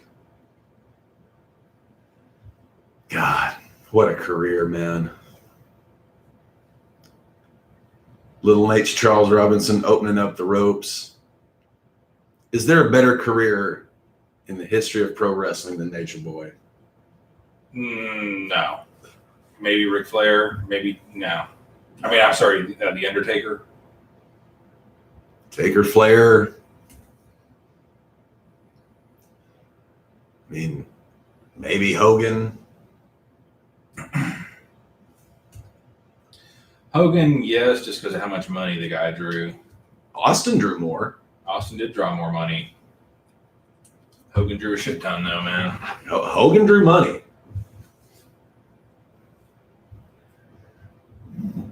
Oh man, God, I'm ready for this. All right. You're back. You got your show notes. You got your shit going. John Russell Clitterdicted. clitterdicked himself. Look at that. There's a picture from one of our live viewers. Oh, nice. We're you folks are making us part of your Friday night, part of your 4th of July holiday. We love each and every one of you. Thank you so much. This is Ric Flair, 59 freaking years old here. HBK, I'm not sure how old he is. he's probably late 40s at this point. Lock up. Headlock. Ooh, nice shoulder block from HBK. So HBK called this a love letter to Ric Flair. I like that. Because that's essentially what this is. This is sending Nature Boy off as he should. Another collar elbow tie up. Flair looking good. Oh, got the hammer lock. What's your favorite era of Ric Flair? Oh, the 80s NWA. Yeah. Those first seven, Same. 8 runs with the world title. Oh, and just that whole Steamboat era, man. Oh, man. HBK moving great here. He's got that hammerlock on Flair. Oh, man. Oh, and Flair reverses it. Ooh, ooh, nice elbows. HBK off the ropes. Oh, nice hip block. Unfortunately, this wouldn't be Ric Flair's last match, though. Unfortunately, should have been. He retired.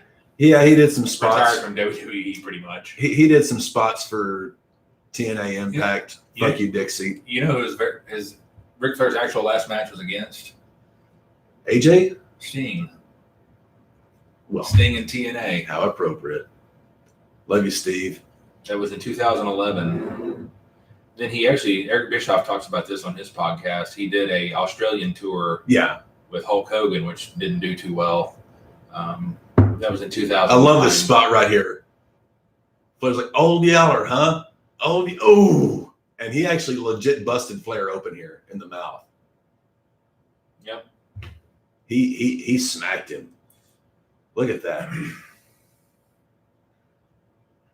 Nobody makes me bleed my own blood. You asked for it. This guy wrestled in front of like 500,000 people in North Korea. Ooh. Ric Flair, have you heard about that? No, I haven't. The collision in Korea. I heard of Collision in Korea, I think. Oh, look at the chops. Oh, they are laying them in. Oh, wham. How many people can say they've wrestled in North Korea? Seth Rogen. Maybe. Oh, man. Flair laying him in. Shawn Michaels going to reverse this one here. Oh, telegraphed it. And HBK catches the foot. What's Nature Boy going to do here? Oh, great back elbow. Flair giving the woos. Gonna drop. Oh, drops the knee right across the top of HBK's head. Flair looking good here, even at age 59. I think Lou Thesz wrestled his last match at the age of 70. Flair's 59 here. And Flair looks pretty damn good. I mean, he's hanging with a guy. He looks 59, brother. He is. I mean, he looks, but he's hanging with it. That's the thing. Taking a page out of his own book. HBK down to the mat.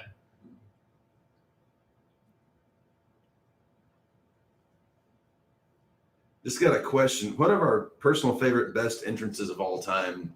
Taker. Taker. Hulk Hogan, Real American. Yeah. Oh, crossbody from Flair. That's exactly how he won his second world title against Harley Race. Remember that? The crossbody off the top rope against Harley Race in '83. Steve Austin, glass breaking. Yeah. Yeah. Oh, is he? Oh, no, not just quite. Oh, Flair goes out to the mats on the outside. Yeah, I got to go Taker. Either the motorcycle or the gong. Oh, nice baseball slide by HBK there. Oh, Here's a spot. Oh God! I think did Sean actually hurt his ribs on that? Because it looked like he did.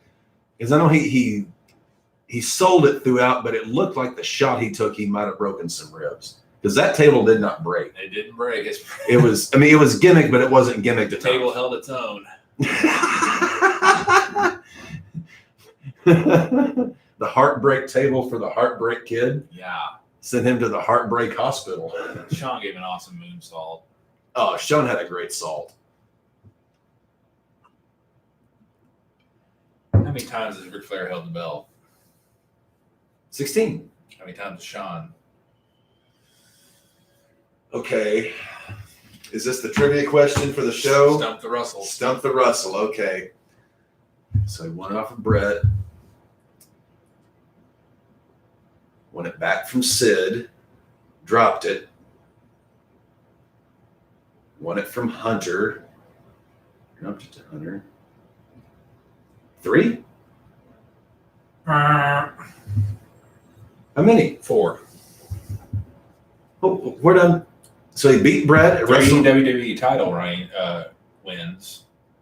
He beat Brett. 1 world title reign.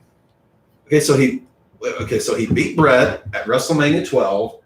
Iron Lost Man it match, to Sid at Survivor Series. Won it back at Royal Rumble. So there's 2. Then he dropped it. Then the next time, that's right, Brett Survivor screw job. God damn it. Yeah, screw job, and then he beat Hunter. Yeah, so 4. You're right. Oh, God damn it. Nature Boy styling and profiling as I just got rustled. He's getting rustled. Oh, nice shot to the side there by Nate. Double arm. Oh, over he goes. Shades of Ricky Steamboat there. 1, 2, and a kick out. God, HBK and Sean, it doesn't get any better than this.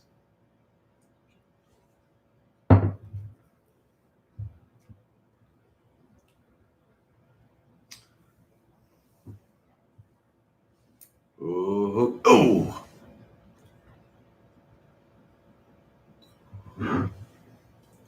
Flair's trademark. Vertical suplex. Let the blood rush down. Oh, put you into the mat.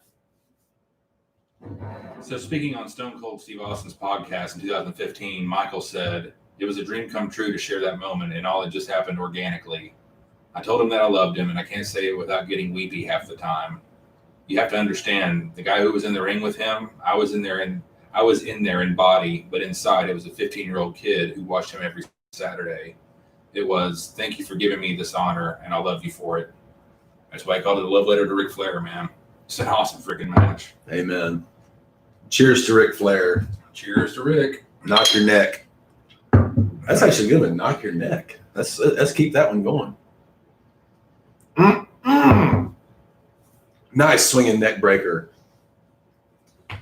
You know, at some point we should just like try and like adopt, alter egos and just like call a match. Like we used to do back in the day.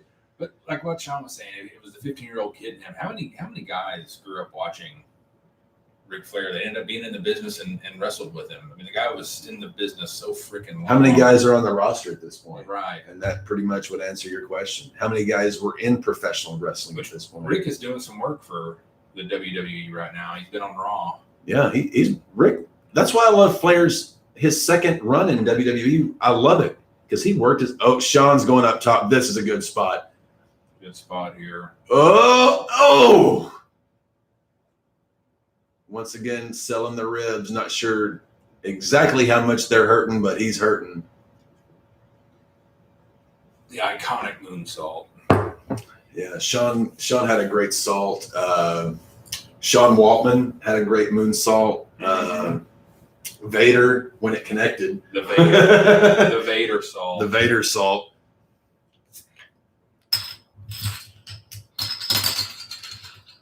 Sounds like poker chips. I Did you bet it watch all on a the- good on a bad luck. Have you seen the Raw after this Yes, WrestleMania Flair's retirement ceremony. Yeah, farewell?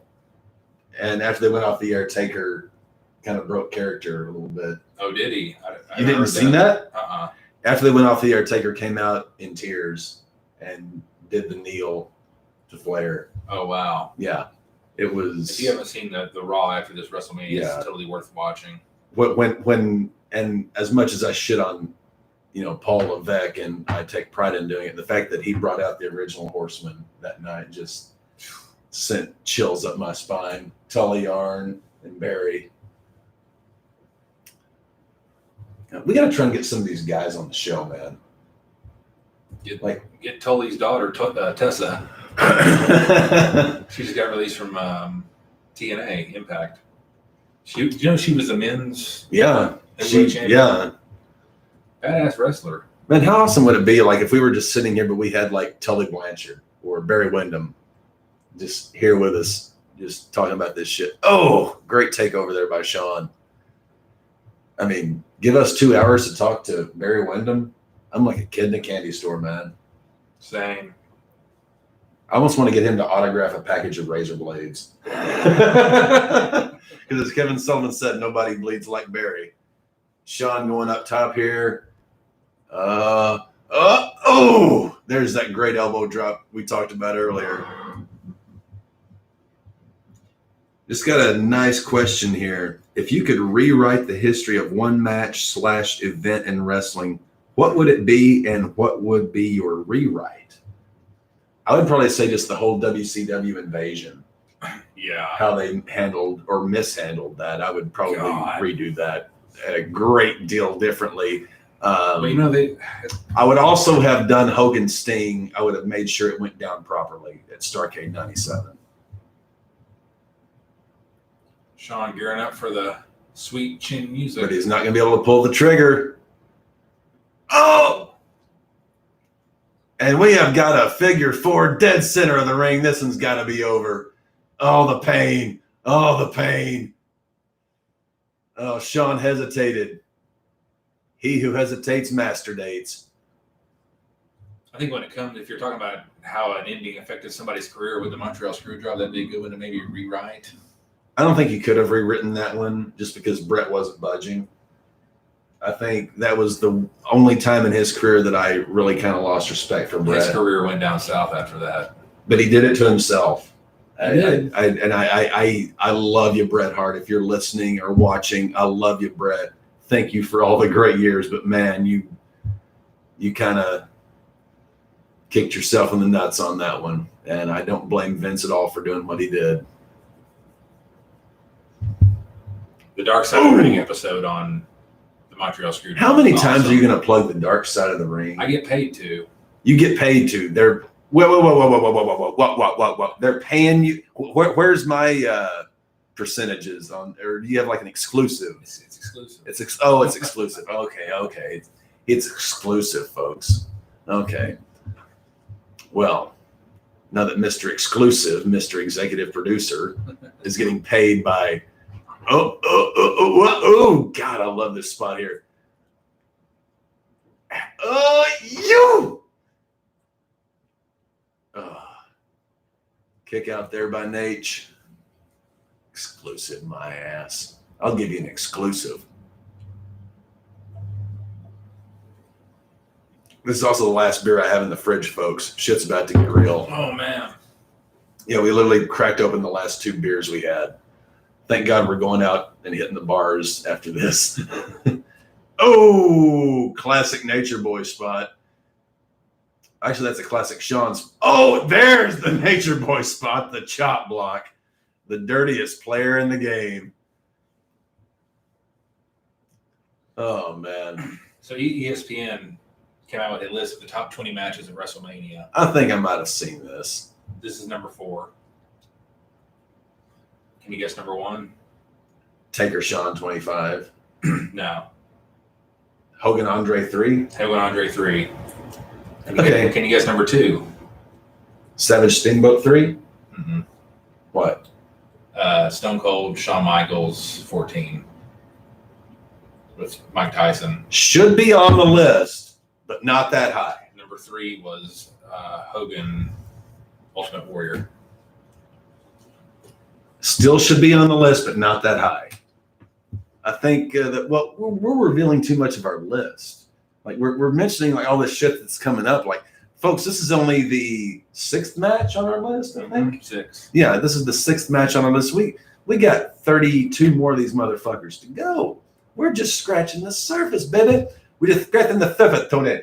It's Mr. Savani. We're scratching the surface here on the mother ship. Oh, Ric Flair got him in the figure 4. Oh, Shawn Michaels, he is the Robin and Pain on the reverse oppressor. Oh, I've been in this book. Oh, and he got it. Oh, and Flair.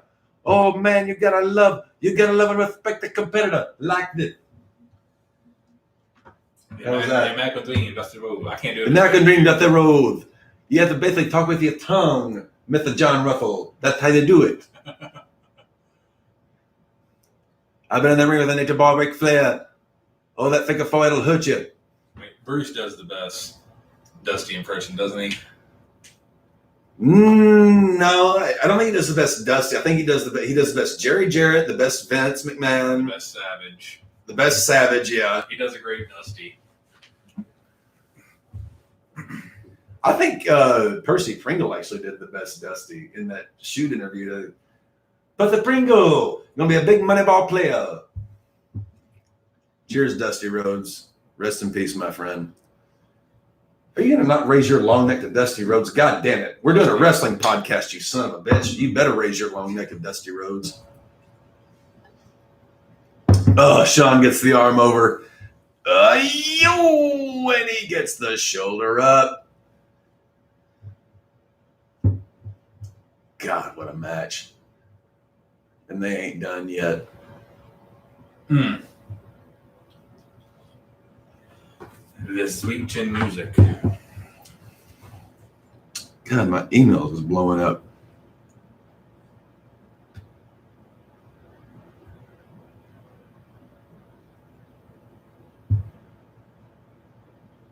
Brandon, have you ever heard the song The Ric Flair Drip?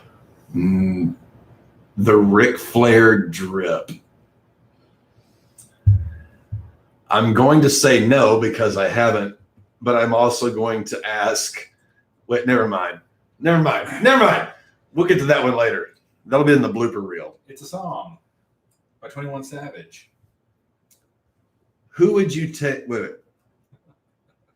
Someone just said your voice is like velvet mixed with peanut butter. Talking about who? You. Velvet and peanut butter. I don't know if it's a compliment or not. He said hashtag no homo. Hey, you got fans, man. People love to listen to you talk. The Russell. The Russell, man. Who would you take in a hot dog eating contest, Vader or Mark Henry? Ooh, Mark Henry. I'm taking Leon White. I'm taking Vader.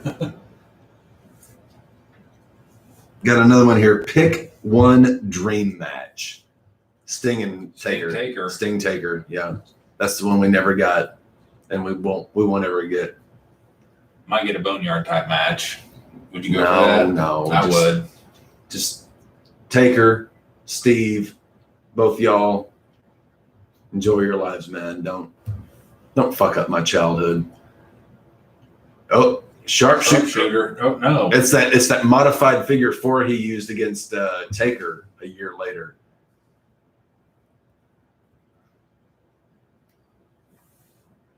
Oh God.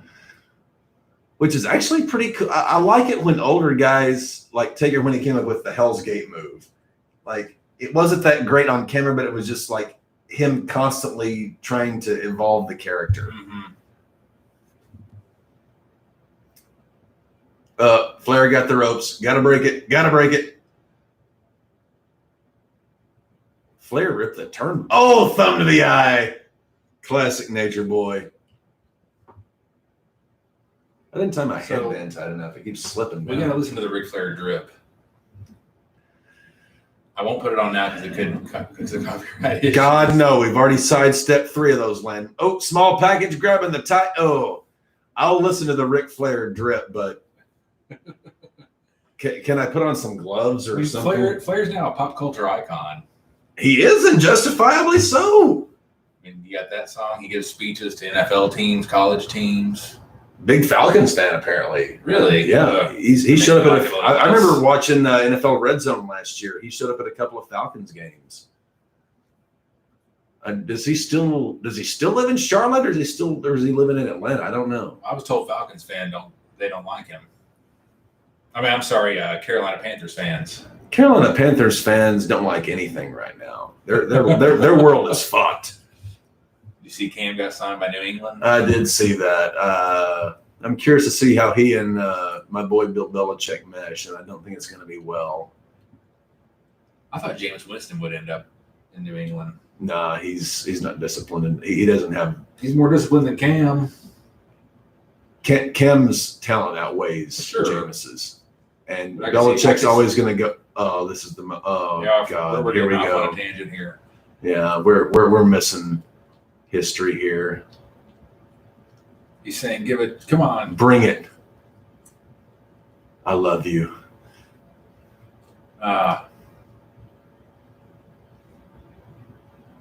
One, What a moment. 2, 3, and I'll look instantly. Just, oh man. See, it's matches like this when I see them, and especially like sitting here watching this with you. And Sean says whenever he kissed him there and says him in his ear, he basically told him, "Thank you, I love you." This is Have you seen the Ric Flair documentary on ESPN? 30 for 30. Oh yeah. Yeah. This is just one of those matches, one of those moments where, you know, a lot of the time I'm not proud to be a wrestling fan because of the shit shape the business has been in for the last 15 years. But when I see moments like this, I almost want to point to something like this and say, well, yeah, business is kind of shit right now and has been for a while, but they used to do this. Mm-hmm. We used to have things like this. And now we've just got, exactly. Not the best sweet chin, but Wasn't about that. no, it's the moment, man. You just, to be able to say that you were the man who retired Nature Boy Ric Flair, your hero, on the grandest stage of them all. And Rick and Sean are good friends. Yeah, they are. I will bring this up. During the ESPN documentary, Sean says Rick doesn't love Richard Flair. I don't know that he's ever taken the time to get to know him or to find out who in the world he is. Then Flair, after he quote unquote had a $1.8 million tune-up, he went to the hospital. Yeah. He says, "Shawn Michaels, I'm sorry, but you're not in a position to judge me, buddy. Telling me I'll never know who Richard Flair is. Really? Do I think I'll ever know? I don't know Richard Flair. Like I said before, I was an irresponsible kid who was blessed with the greatest parents in the world. Did everything wrong. And by the way, who are you to judge me? I mean, really? Come on, man. Let's get serious. You've opened the door, you opened the door, I'm giving it back to you. Who are you to judge me? I mean, are you kidding me? You idolized me. And then all of a sudden, contempt for what? For what you grew up loving? For what inspired you to be who you are? I don't think so, man. Is Ric Flair cutting a promo on Sean? I think Flair he's kind of cutting a promo on Sean there, and I kind of have to agree with Flair's like, don't judge me. I did what I did. You loved what I did. Don't throw slag my way. And I'm kind of the same way in how I live. It's like, I'm going to do what I'm going to do. If you like it, great. If not, it's not going to affect me either way. But, don't tell me 1 second you love me for this, but then I do something that's like, no, pick a side or, no, because I am what I am. And I think Flair has always been that type of person. He is what he is. He doesn't. So as we said, quote unquote, he would retire from WWE, but unfortunately he would go on to wrestle. But this is his last great match. Fuck you, Dixie. Dixie Carter. God, And the Carters lived in Nashville. the most spoiled fucking cunt in pro wrestling apart from Stephanie. Yes, I just said that. Lily, do you think if Stephanie McMahon and Paul Levesque if they could have fired two 30-06 rounds into the heart of pro wrestling, could they have killed it any better than what they have with what they've done in this business? I don't really know if it's them as much as it is Vince right now. I mean, Vince is the final say in everything. But he's letting Hunter's his had great success within NXT. I mean, NXT was better than WWE at one point, still is, really. but that's the thing is when Vince was the guy calling the shots, People are crying. yeah, I would be if I were there and I had just seen Flair's last match. I shit you not, I almost started like tearing up a second ago just thinking about this. It's Flair's last match, and it's beyond sad. But man, we got the memories. Got the memories and can go back and watch it on this network.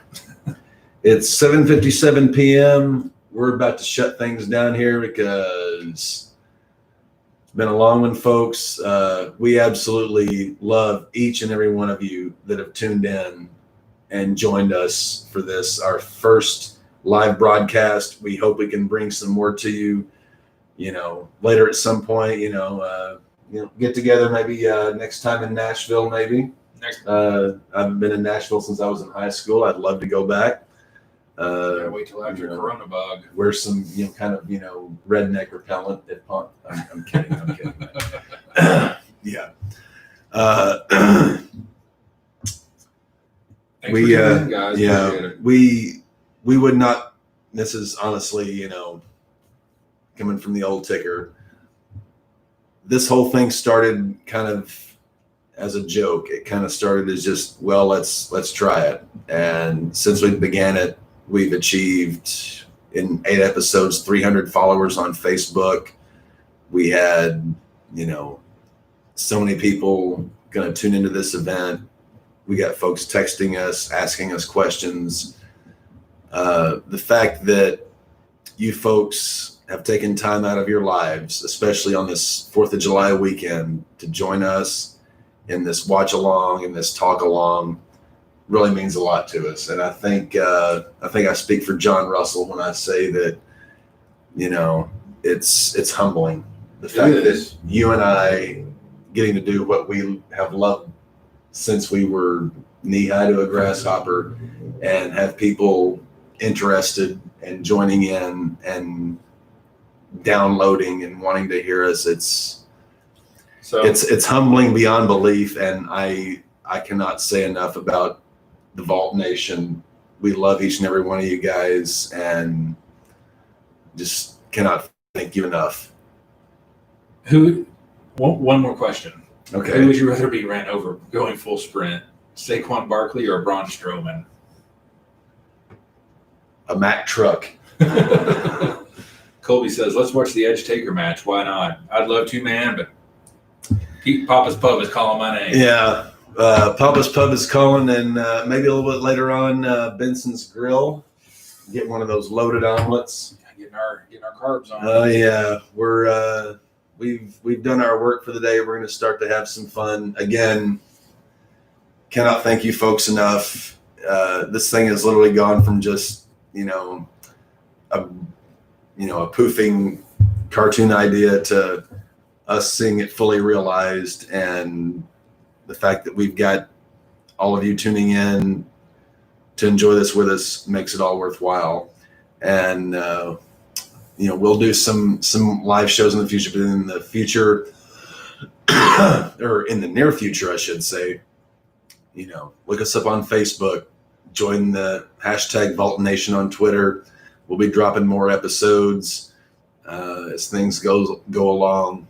We cannot thank you folks enough for two good old, Southern boys that just love pro wrestling, realizing now in our mid-30s, just getting to talk about this shit and having people care about it it's humbling. And I can't thank you folks enough. I'm trying not to tear up here because it really makes me emotional that you folks actually want to hear what we have to say and enjoy what we're doing. John Russell, before we sign off here, any final thoughts that you want to throw in? Nothing from me, man. Let's go eat. Let's go eat. God bless each and every one of you. Have a happy, fun, safe 4th of July. And we will be dropping new episodes very shortly. Thank you all so much. And we could not do this without you. We would not do it without you. God bless. Thanks.